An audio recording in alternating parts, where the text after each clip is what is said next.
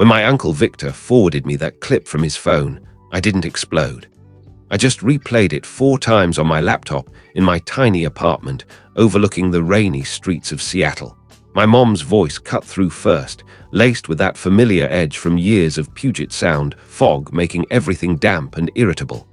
She owes us big time, after all we've sacrificed for her. Then Sophia jumped in, my older sister, sipping her latte like it was nothing. Yeah, she should be thanking her lucky stars. Without our help, she'd still be crashing in that rundown motel off Aurora Avenue. Dad chuckled, his laugh echoing off the walls. She's always been a useless weight, dragging us down. Total deadbeat.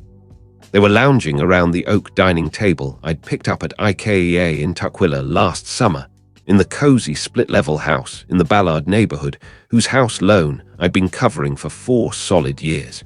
I froze the video when Mom whispered, "Keep this quiet from her, she'd just get all weepy and dramatic." They all snickered again.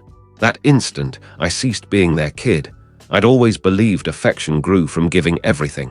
Fresh out of the University of Washington with my tech degree, I juggled a day job at a startup in South Lake Union and nights freelancing code, foregoing trips to the Olympics, skipping Pike Place market runs just to keep their lights on. They hit me up when Dad's diabetes flared up bad, hospital bills piling like Mount Rainier snow. Blood is thicker than water, I told myself. They swore it'd be temporary, payback down the line. I never pushed for it.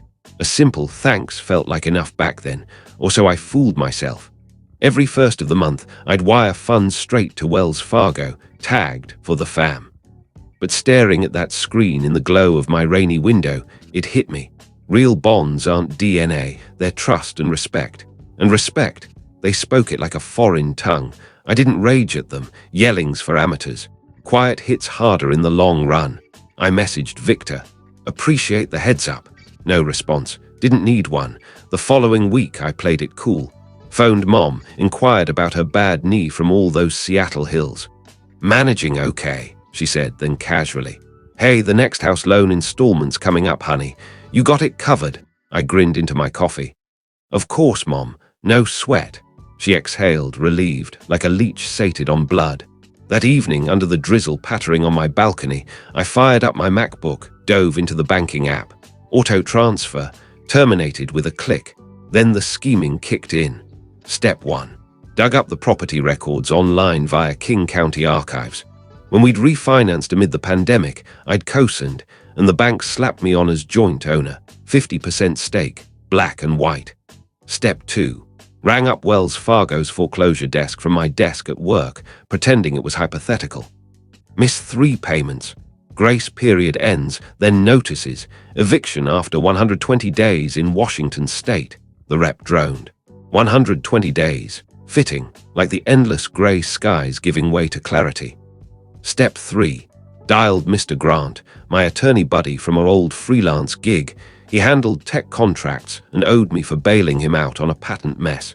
Draft a partition action, I instructed over Zoom. Force the sale of my portion.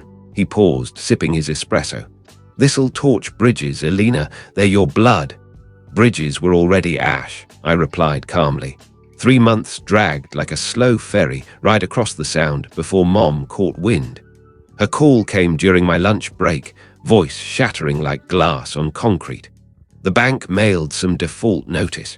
Payments bounced. I feigned surprise, munching a sandwich from the food trucks downtown. Weird. Figured you and Dad took over now that I'm stretched thin with overtime. Your father. He can't even navigate the app without freezing the computer, she barked, rain probably lashing their windows too. Try customer service. They're helpful, I suggested sweetly. Second notice hit during Thanksgiving week, ironic, with turkey ads everywhere. Sophia bombarded my phone. Mom's losing it. What's the deal with the house? I ignored, let it buzz like ignored Amazon notifications. By the third, outright hysteria. They dialed Victor, grilled neighbors at the local Starbucks, gossip rippling through Ballard like wildfire in dry forest season. Their facade of the perfect suburban family cracked, barbecues cancelled, curtains drawn against the perpetual mist. That's when I drove over in my Subaru, wipers slashing through a downpour. Pulled up to the house with its cedar siding I'd paid to repaint, the garden gnomes from Target runs. They huddled in the den, amid stacks of junk mail and foreclosure warnings, faces pallid under the LED lights I'd installed. Mom lurched up from the couch. "Elena, why'd you bail on the payments? We'll be homeless in this economy." I scanned the space. My sectional sofa from West Elm, the abstract prints from a Fremont art fair, funded by my sweat. "Because you evicted me first, from your hearts." Dad's cheeks flushed redder than Red Hook beer.